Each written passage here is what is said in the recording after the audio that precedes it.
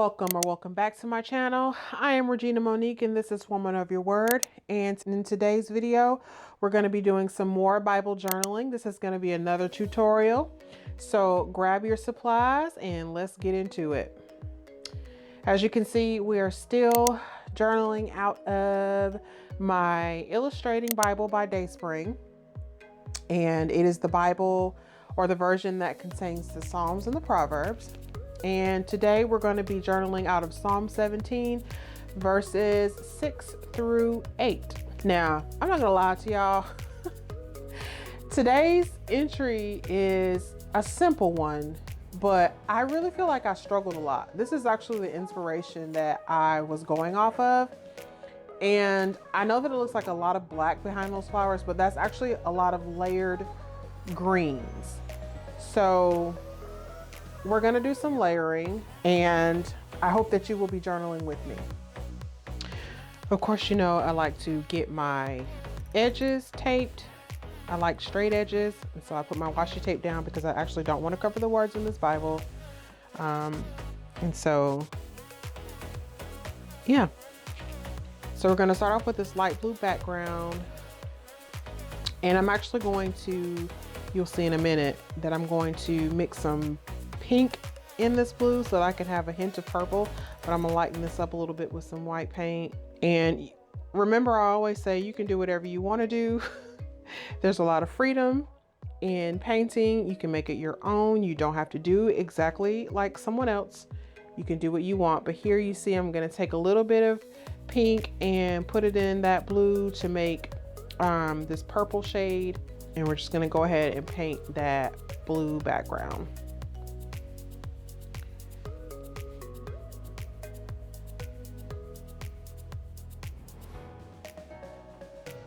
And you can see I picked up that purple and I'm putting it on top just enough so it kind of shows up a little bit, but I wanted a hint of purple here. Now those flowers or those roses, they're going to actually be covering this bottom half, so it really didn't matter what I would have done down here. I could have left it blank, but I just carried that blue and purple color all the way to the bottom, but it's actually going to be covered by that rose bush. So to create my greens, my layers of greens, I'm going to create different shades. Now you can buy the different shades or you can make them yourself. Again, it's up to you, but I'm going to make my different shades of greens by adding brown and black to a couple of these, and you'll see what I mean. So I'm going to take the brown and I'm going to mix it with this hunter. It's not really hunter green, but it's that brighter green. And that's going to give me a shade of green, a darker green. And I'm going to do the same thing with black too to get another shade of green, which will be a little bit darker than this green that we're creating here. And the whole idea of this is just to layer the greens on top of each other. I mentioned in a previous video, oh, I forgot that I was using blue here. I use blue as well. Okay. But I mentioned in the previous video that I love acrylics because you can layer them and they're very easy to layer. And so, like I said, that's primarily what we're going to be doing in this video today. Layering those different greens to get those different shadows and texture. So that's where I put the black in that one to get my darkest green.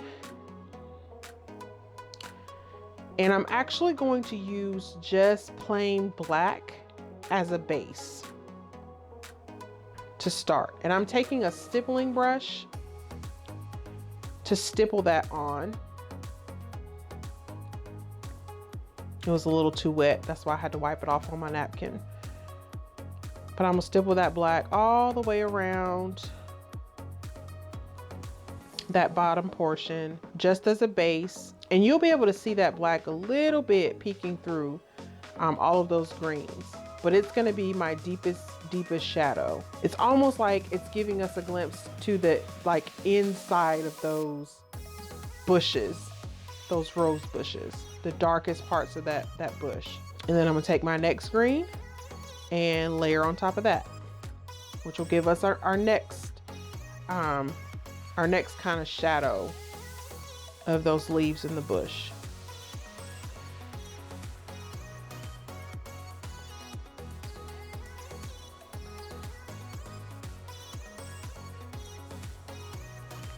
And you can make this as thick as you want, as light as you want, or as dark as you want. It's totally up to you.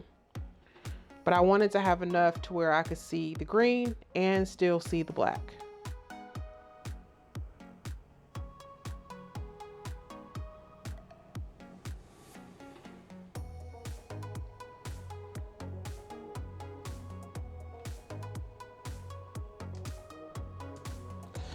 Now this is where it gets a little tricky for me.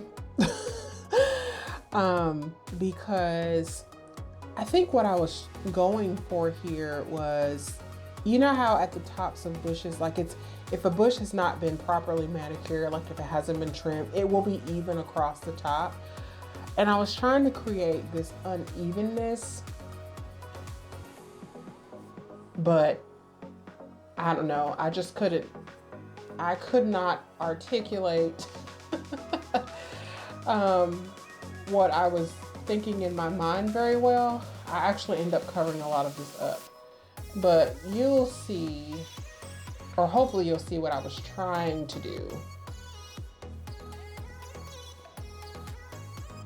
But it just was not coming across the way that I wanted it to.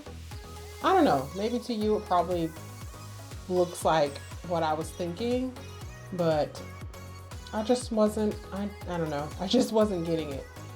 I wasn't feeling it. So the wonderful thing about acrylic paint is if it doesn't turn out the way you want it to, you can always cover it up. And so that's eventually what I did. I covered most of that up.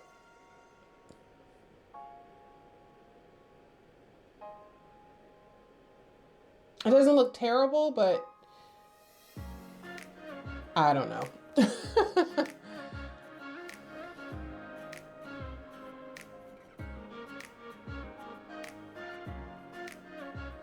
So now I'm taking my next shade of green and I'm going back down in the bush and I'm doing some more layering. So you can see that black, then you can see my darkest green, and then my second lightest green on top of that.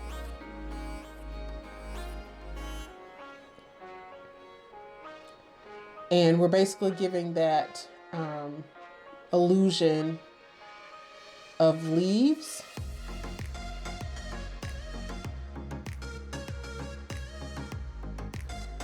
I want it to look like there are leaves, the actual leaves. And it does look very leafy.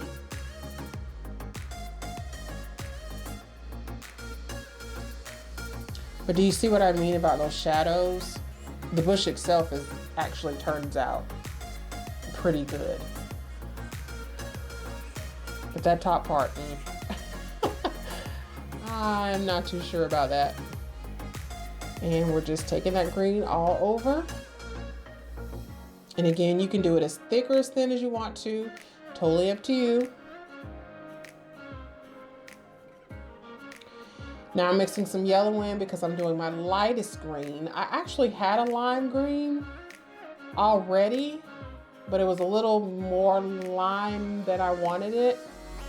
So I just took a few of those different greens and mixed in that yellow to get the shade that I wanted.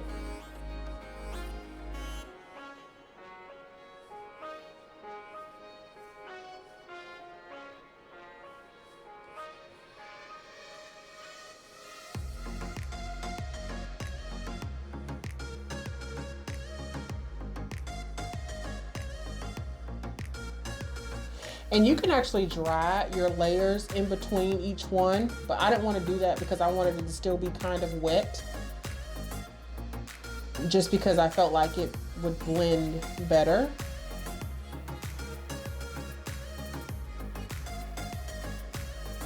Is this my lightest green?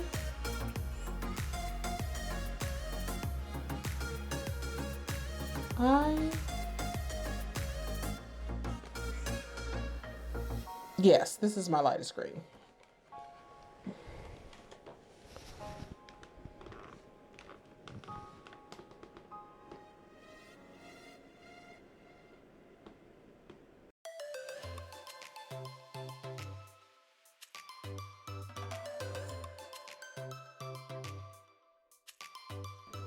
Nope, there's actually a green lighter than this.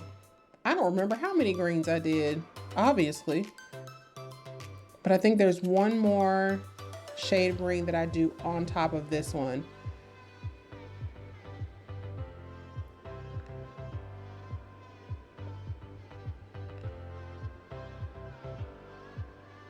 And it's starting to look like a bush now.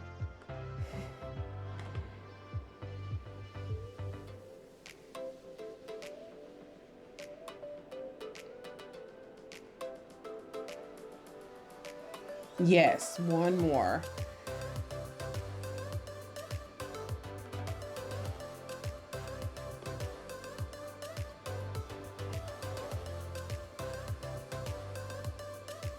I think the layers turned out really, really pretty with those different shades.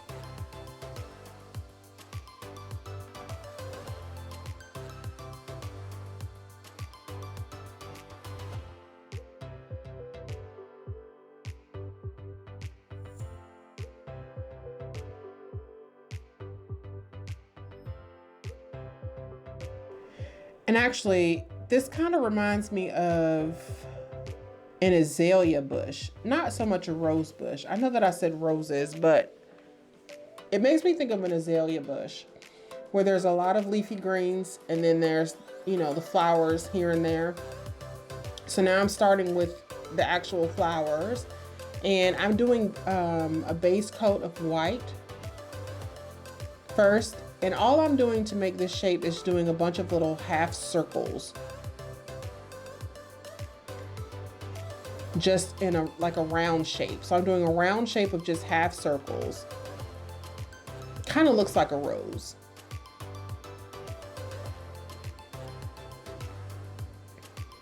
But I'm going to be layering other colors on top of this white, but I wanted to use white as a base.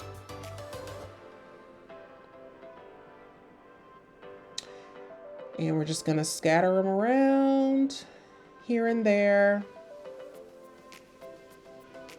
I didn't want to put too many because I didn't want to completely hide the all that layering of green leaves that I did. But again, you can do whatever you want. It's your art. And as long as you're pleased with it, it really doesn't matter. And these don't have to be perfect. I always say when I paint things in nature, nothing in nature is perfect. So they can be whatever shape you want them to be. They can be misshapen. Like, it doesn't matter. Just have fun with it. And I think this is the last one. All right, I'm gonna clean my brush and pick up my second color, which I believe is pink. Yep. Fuchsia or magenta.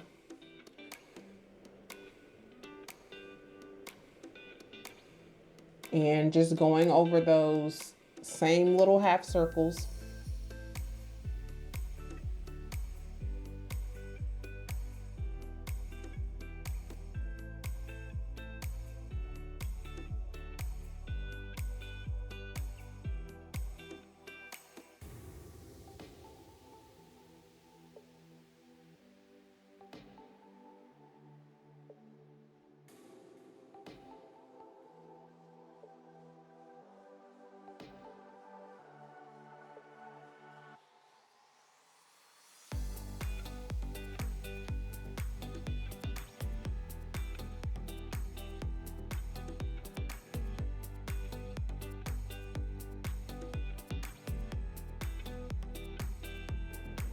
And then I'm going to take another pink and mix it in this white to make a lighter pink than that fuchsia magenta-y color, and put it on top of that. This whole piece today has been about layering and how wonderfully you can layer with acrylics. I love it. Look how pretty that looks.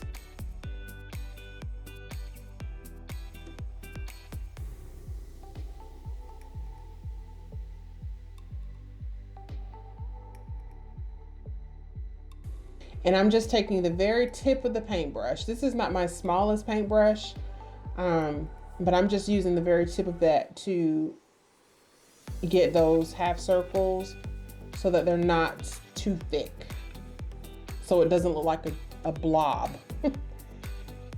You can kind of still see the lines. And I actually do go over this with the last color, orange.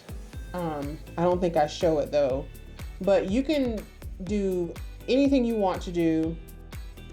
You can see that here. You can see the orange here, but I'm drying it with my heat gun because again, that's a lot of layers of paint. That page is very heavy. There's a lot of paint on this page. And so I'm making sure that it's good and dry. And now for the best part, taking that tape away.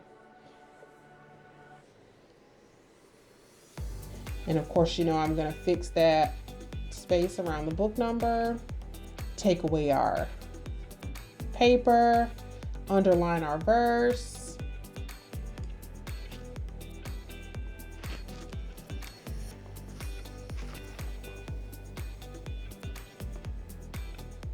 And I letter it in pencil first. You guys have seen me letter a million times. And then I'm going over it this time, not with my, I can't even remember the name of the pen, Pigma Micron, but I'm using a jelly roll pen, a white jelly roll pen, which wasn't the best pen to go over this pencil with. I had to go over it a couple of times, but it works. The white shows up really well. And that's it, guys. This turned out really, really pretty. And I'm gonna date it as usual because I like to date my entries. And there you have it. If you enjoyed this tutorial, make sure that you give it a thumbs up and leave me a comment below if you haven't already. Also, make sure you subscribe to the tribe and turn on your notifications so you don't miss anything else coming up. I love y'all. Bye.